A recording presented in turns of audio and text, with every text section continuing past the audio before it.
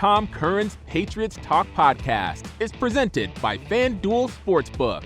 Make every moment more. Hey, what's up, everybody? Welcome into Tom Curran's Patriots Talk podcast. We are going to speak with Fox Sports' Colin Cowherd in just a little bit. Get the national perspective on the Patriots and Bill Belichick.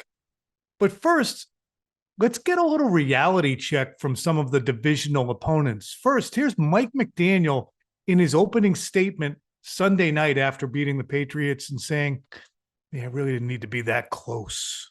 Sometimes you have the opportunity to, in your mind, put the game away, but generally against good football teams, that's not the case. I thought that complementary football did exist. I thought the team played well together, picked up on each other's momentum, specifically the Bradley Chubb forced fumble that turned into a 12-play touchdown drive, and then the defense holding their offense to a field goal before the half, and then the offense making the plays to go down the field.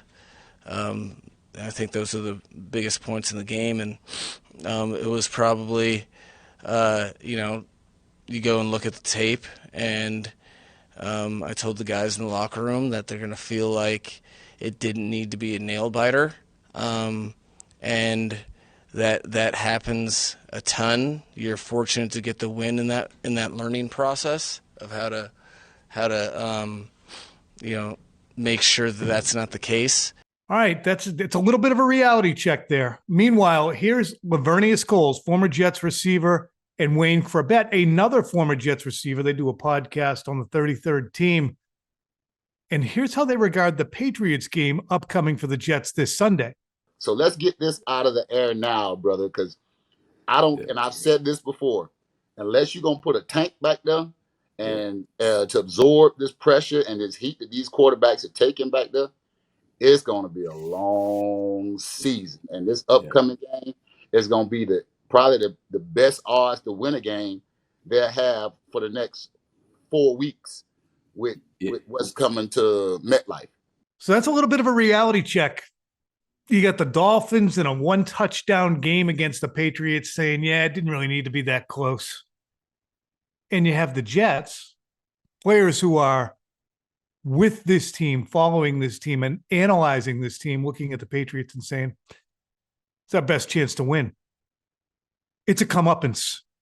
And I really didn't think the Patriots were going to be at this juncture after 2 weeks. Look, 0-2 was not off the table. 0-2 with self-inflicted wounds. That was off the table. I thought light would dawn on Marblehead. It has not.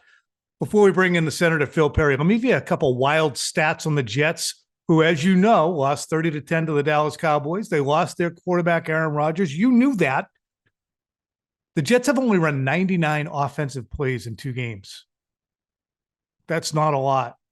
Patriots used to get up around 70 during the Tom Brady turbo offense. And in last year's second meeting between the Patriots and the Jets, won by the Patriots on that buzzer-beating punt return by Marcus Jones, the teams combined for 16 first downs and 400 total yards of offense. So, rock fight. Let's bring in the Senator. Phil, welcome. Thank you for joining. This is not a layup for the New England Patriots, even though we didn't think it would be before the season. When you see Aaron Rodgers go down, you're like, hey, that should be a dub. And the Jets are kind of looking at it the same way. Yeah, it's just, I don't think there's a game on the schedule where you should be saying that if you're a Patriot player or coach or fan. And so, yeah, the Jets have parts of their team, Tom, that are really strong. They have a quarterback who is arguably the worst in football. So it's the same team they saw last year that they beat by a touchdown on a punt return at home. So, I don't know why we should lock it in as a win. I have changed my projections since Aaron Rodgers' injury for the Patriots to sweep the Jets this year, but it's not a lock by any stretch. Am I pinning my personal needle too far to the negative after being over the moon about 48 minutes of outstanding football against the Eagles and then seeing against Miami? The thing about the Miami game, Phil, to me was the talent gap. The Patriots masked it really well in the opener, and I think Philly might have still been getting its feet under it for 2023. But the Patriots did a great job masking the talent gap, but we really saw it announce itself. And we also saw how the talent gap and really the offensive line talent gap, or at least rep gap, shines a light on they're either not ready in the places that they're talented, or they're not talented enough in the places that they're ready. That's a fun way of putting it. Yeah, no, like the secondary. I mean, great. You did a great job making sure Tyreek Hill didn't annihilate you, but you also know you were playing against a quarterback who can complete 65% of his passes and does have guys who are going to get available. And he did basically, you gave him a bunch of 3-foot putts and said, hit him, and he hit them all. Right. Yeah. Jabril Peppers told me after the game, we wanted to force them to beat us in other ways meaning non-Tyreek Hill ways. And they did. And that's frustrating, right? You know, Bill Belichick's going to try to do that every week. Take away your best weapon. And he did, and they still lost. And I think that's tough to take, you know, when the game plan goes the way you want it to, and you give up a handful of long scoring drives. I think they had 3 scoring drives of at least 8 plays. Mm-hmm. But then you're on the other end of the spectrum too. You're giving up a 43-yard touchdown run that, you know, is the play of the game in some ways. So the talent gap thing is interesting, Tom, because they've been so undisciplined in areas too. You know, like Miami made mistakes. They made mistakes. Mm-hmm. And you know, I know we already played the Mike McDaniel sound, but I think that's what he was alluding to. I mean, they tried to keep the Patriots in it. Bad pick. Blocked field goal. Like, these are things that winning teams don't do late in games that they did, and they still won. And the reason why is because they're talented and they can make up for those mistakes that every team makes at some point. Some are better than others as far as that stuff goes. But every team screws up. It's a question of, do you have enough talent to overcome those inevitable mistakes? Yeah, I mean, there was a third down where Tua basically fell and launched the ball out of bounds. So you settle for a field goal there. Don't get a shot at the end zone. There's 4-point perhaps swing too. I mean, but the Patriots and their slow starts, we talked about it, and we'll talk about it again with Colin Cowherd at the end of this. I always call him Cowherd instead of Coward. Is that bad? No, he leans into that. He goes with the name of the show is The Herd, right? I think all right. So that's fine. The Cincinnati game, 22-0. The opening kickoff touchdown return against the Bills, 16-0, 17-3. The slow starts that have happened in 4 of their last 5 games, it's not that foreign. It really goes back to when Brady was here too. They often had slow starts, whether it's never scoring in the first quarter of a Super Bowl or the probing that they used to do offensively, it seemed, early in games. So we've watched the Patriots not have rip snorting first quarters. But this is a game in which it's absolutely imperative, after all the talk about what you're trying to get accomplished, that you have to start fast. So it, to me, is a combination of a couple things. One, I don't think they're built offensively right now, Tom, to succeed in a non-hurry up situation. Mm-hmm. They're good in the hurry up. They're good when they've got to come back. They're good when they've got to go fast, because it really mitigates pressure on the other side of the line. Those guys get tired. They can't rush the quarterback as much anymore. And what's been the factor, in my opinion, in terms of the Patriots offense, not really being all that effective through 2 weeks of the season, it's the offensive line and the pressure that they've given up. Mac Jones, I think, and he's got more attempts under his belt, there's no question, than most. But he is, according to Pro Football Focus, 4th in the NFL in terms of dropbacks under pressure this year. but that stuff goes away late in these games, and you're scoring late in these games. Right now, you can't run the football. You can't do anything under center. There's no under center, play action passing game, none of that stuff. That's all stuff that happens early in games. They can't do it. I think their problems come back to the offensive line, especially on offense, which I think is going to be the bugaboo for them all year. And he has to have more dropbacks because they can't run it. And now they're going to go against the Jets team that is allowing just over 3 yards per carry. And it's going to be a tough team to get on track against because they are, again, going to look at the Patriots offensive line and say, can handle these guys. So this is not an ideal matchup for the Patriots. It's not the get right matchup you would have thought it was when you saw the cart coming out for Aaron Rodgers. Not for your offense. I think this could be another 10-7 game, Tom, in all honesty, right? Mm-hmm. It's sort of shaping up that way for me because you are so limited on the offensive side of the ball. The good news this week is so are the Jets. So you hope if you're Gerard Mayo and you're Steve Belichick, you hope you get your hands on one. You hope you score on that side. You hope you score in the kicking game, and you get out of there with a win. Snap into action this NFL season with FanDuel, America's #1 sportsbook. Right now, new customers get $200 in bonus bets guaranteed when you place a $5 bet. That's $200 in bonus bets, win or lose. If you've been thinking about joining FanDuel, there's no better time to get in on the action.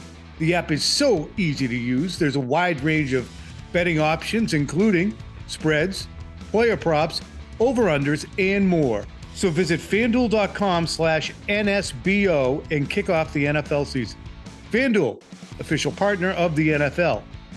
21 plus and present in Mass. Hope is here.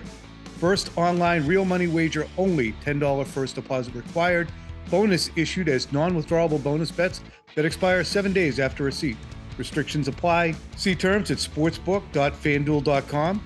Gambling helpline ma.org or call 800-327-5050 for 24/7 support. Play it smart from the start.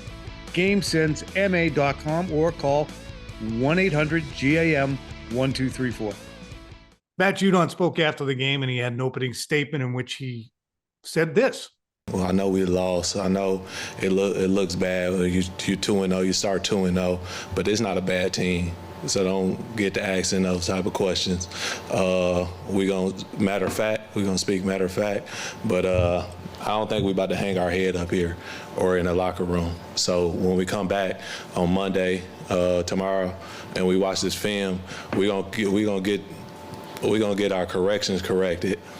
And then we come back on Wednesday. It's not going to be, how y'all going to pull it together. We already know how. We got to just play how we play in the second half from the first play. We got to get the crowd involved from the get-go. Like when we come out there on the field, when we take the field, it gotta have some type of energy. We got to have some type of juice. We can't wait until we down 17. We can't wait till we down 13 to try to make a comeback. It's too hard in this league. People are too good. Schemes are too good. You don't have enough time. So you can't play from behind. You can't play from, you can't come out here and have slow starts. And I think that's what we're doing. And we got to get it correct to have a faster start. It's important, I think, Phil, to parse those words. He didn't say we're a good team. He said this is not a bad team. I agree. And last year when they were 5-3, I remember Michael Hawley and I have brought this up before. We had a long spirited conversation. I said, it's not a good team. It's an average or even poor team with a good record. And I wouldn't say that this is a good team. It has potential to be a good team, but it's not a bad team either, right, Phil? No, it's not a bad team. And I think you can take some solace in the fact that the two teams you lost to in the first 2 weeks of the season are maybe two of the 6 best top teams 7? in football. Yeah. Top 7 teams. So, okay, no shame in losing to those teams. I think the problem is in both of these games, they have beaten themselves. And they're at the point in terms of the overall ability of their roster where if that's how you're losing games, not only will you lose games that way to the best teams in football, but you have the ability to lose to teams playing that way to some of the worst teams in football. You'll keep it close every single week.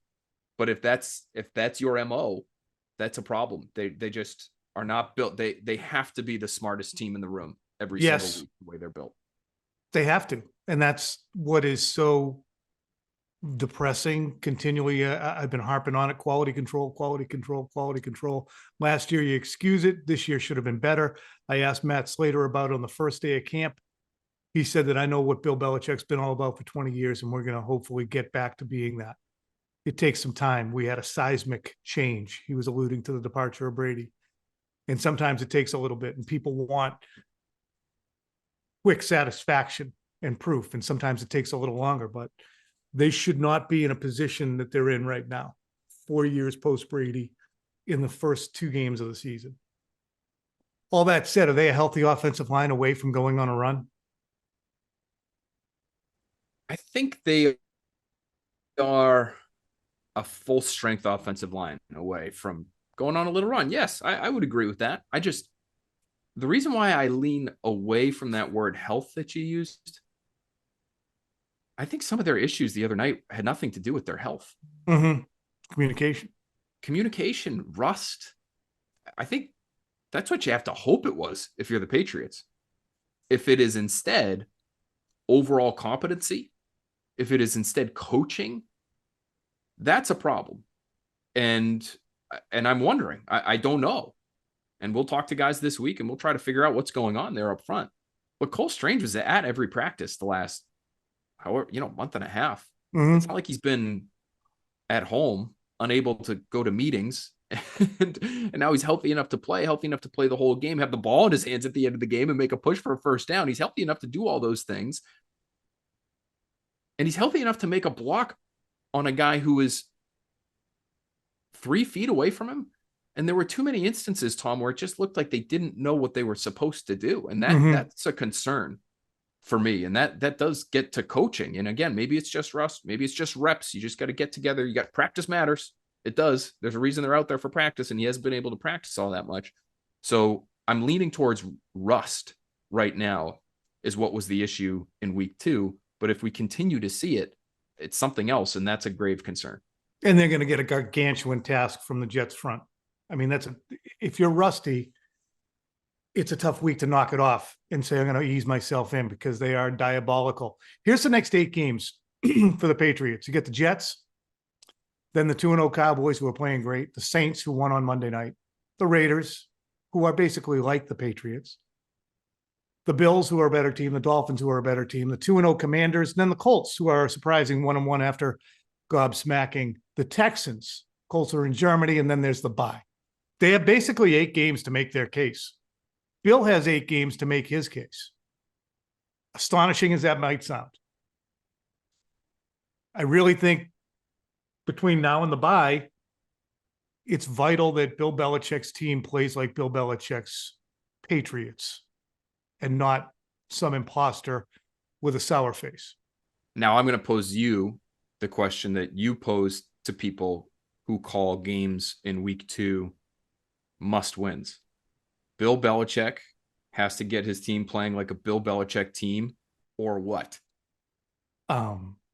Boy. I mean, if it keeps up this way, you have to say we need to make a change.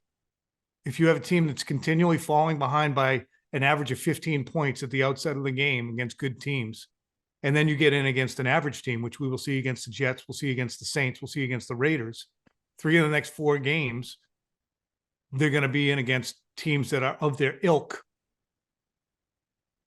If they don't show that, look, the Patriots are anywhere between the 10th best team in the NFL and the 25th best team. To get to be the 10th best team, which will be inside the line of the playoffs, you have to show that you're smart, organized, disciplined, know what's going on, can line up in the correct way, can make good decisions in critical situations. And they haven't shown that in the first 2 games. Okay, we'll give them the stagger against teams that are better than them. But if in 3 of the next 4 games, you can't show it against teams of your ilk, then you're closer to the 25th best team in the NFL than the 10th best team. And after 4 full years of it and a sub 500 record, you have to make a decision on Bill Belichick and whether or not you're going to allow him to continue to pursue the Don Shula record, which is something that we're going to discuss coming up right now with Colin Cowherd. And this interview is brought to you by FanDuel. Make every moment more. So here he is, Colin Cowherd. And the reason I bring you in, Colin, and thank you for joining, is I want to know what the general feeling is on a national basis for what you're seeing from the product out of the Patriots right now, especially after this game against the Dolphins. Well, I've been on this for a couple of years. Defensive head coaches can struggle with young quarterbacks. I've watched Sean McVay redo their offense in one off season. I've watched Mike McDaniels transform Tua. I watch Kyle Shanahan continually, Brock Purdy. You see it time and time again. Frank Weitz gave us the most efficient Carson Wentz, Andrew Luck, and Phillip Rivers when he was really old. Good point. And increasingly, Sean McDermott, 5 years, can't fix the O-line of the run game for the Bills. Mike Tomlin, a very good coach, 5-6 years, can't get the run game of the offensive line right. Bill Belichick, defensive coordinator, becomes offensive coordinator, completely tone deaf. They can't draft a skill person on offense. I think the last Pro Bowler was Gronk. Mm-hmm. And I think it's a different language. I think Mac Jones would be much better served. You know, I thought it was the perfect landing spot when he got there. But last year he regressed. They don't have any juice on the outside. They basically averaged 4 yards a play last night. Yes. Yeah, and basically, so you have to score on 12 play drives. And they had a couple of nice ones. One they fumbled, a receiver gets stripped. Well, that's just football. You're taught to tackle and strip. So, you know, Miami, the Rams, Kansas City, Baltimore have the ability to score quickly. You need some freebies in this league. Yeah, it compounds the problem when you're just going station to station singles hitter stuff, right? I mean, you're old enough to remember Earl Weaver and the 3-run home run. You have to have some 3-run friggin' homers. Yeah, I mean, they had 3 points through 3 quarters, and I didn't necessarily. I thought Mac Jones had a really bad throw up the sideline, but I would argue, what's that route? That's a low percentage route up the sideline with a receiver that doesn't separate. Kendrick Bourne, Juju Smith-Schuster, Devontae Parker. These guys don't separate. They don't. I mean, I think Devontae Parker has the lowest separation average. He does in the NFL over the last 2 years. You're asking your quarterback to make tight window throws. Sometimes they have a run game. Sometimes they don't. I feel like Justin Fields, I don't think he's great. Zach Wilson, don't think he's great. Defensive coaches can't get the O-line right. There's a sensibility from an offensive coach that I think Bill's brilliant. But even Tom Brady would sometimes joke that they spoke a different language than Bill Belichick offensively. And Bill's as smart as they come. Hey, Colin, when you see the weekly sloppiness, Tony Romo said this during the opener when the Patriots played the Eagles. He opined that, boy, you just don't see that from a Bill Belichick team. And I'm looking around and saying, yeah, you do. You see this routinely, mistakes. They dug themselves a 22-0 hole Christmas Eve against Cincinnati. They let up an opening game touchdown against the Buffalo Bills. This is last year. They got down 16-0 against Philly. They got down 17-3 against Miami. They do it by dint of mistakes. It's as if this Bill Belichick and patriotic sensibility is an apparition at this point because they're kind of institutionally and situationally not very bright. Yeah, I would it's interesting. Brady covered a lot of ills. They were, when I lived in the New England area and still go back often, I never thought they were the most talented team. I thought the Ravens often came into Foxborough with more talent. The Steelers, the Colts, sometimes Denver, some NFC teams. I always thought they were smarter. The left-footed punter. They never fumbled. And they just stay close, and they'd always win those Sunday night, Monday night games at Foxborough with a razzle-dazzle late third, big turnover. And I think a lot of the offensive miscues, Tom is arguably the greatest pre-snap quarterback in the history of the game. And Tom got this team out of trouble. It's almost like a president. If they sign a bill or they're aggressive, you don't know the trouble you avoided. You don't know the recession you avoided. It's like a good cop on the beat. He sees around corners. He sees the trouble before it hits. Brady got this team for the last 10 years of his career out of trouble that was lurking. Mm-hmm. And you can't ask Mac Jones to do that. You can't ask any young quarterback to see around those corners. And so now they're common. They're a regular, normal football team that makes mistakes without explosive playmakers to fill in the gaps. Kansas City makes mistakes, but they score quickly. So does Baltimore. They score quickly. New England doesn't. And they have, like you said, Matt Castle was watching the game with us, and he said, how hard it is to go first down, second down, third down, convert, first down, second down, third down, convert. It is glacial, and it is stressful. And you can't afford, for instance, a 1st and 5 false start or an illegal shift or something that puts you into 1st and 15 or 2nd and 13. I wonder, Colin, just macro, how is the post-Brady performance and Belichick's roster decision-making, coaching decision-making, how is it impacting his overall resume for you, who is, so attuned to the league? I mean, is it a slow, miserable slog to the end, a la Shula and Knoll? Or do you think he's going to be able to put the paddles to the body here and get something out of this? Well, nobody remembers the Michael Jordan Wizard years, I don't remember the bad Shula years. We tend to remember the good times. I think of Favre as a Packer. I won't remember Aaron Rodgers in 20 years with the Jets if this is the end. You just remember the good times. Mm-hmm. I think Bill's legacy, net worth, accomplishments are all cemented. But I do think Tom won the divorce. Tom sort of proves it's a 70-30, 65-35 quarterback over coach reality. Mahomes has proven that. Andy Reid's wonderful. But now they're the best team in the league. For years, Andy would go to the NFC Championship. And those last 2 wins, that's the difference between the old Andy with Donovan McNabb and the new Andy with Patrick Mahomes. That's the reality of it. So I think without Brady, Bill would have won a lot of games, but he's a 500 coach without Tom Brady. So much of this sport, and it's become more quarterback centric, as you know, Tom, because once they wrote that $900 million check for CTE, everything changed. Yep. You can't, outside of a running back, you can't hit anybody. And so the league is all offensive. It's all fantasy football. It's Canadian football without, and even Miami's motion now looks a little CFL. Yes.